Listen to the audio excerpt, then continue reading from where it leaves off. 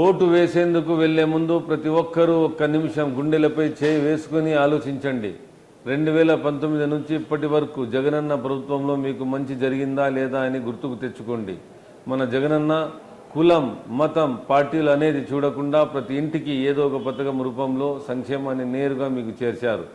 2 ఏళ్ల పాటు కరోనా వేధించిన సమయంలో కూడా ఏ ఒక్క సంక్షేమ పథకాన్ని ఆపకుండా ప్రజల చెంతకు చేసిన గొప్ప నాయకుడు మన జగనన్న.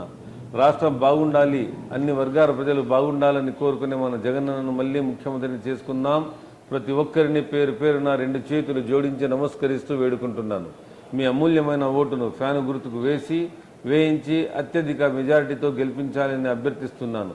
ఇట్లా మీ మక్బూల్ బిఎస్ కదిరి వైఎస్ఆర్సీపీ ఎమ్మెల్యే అభ్యర్థి.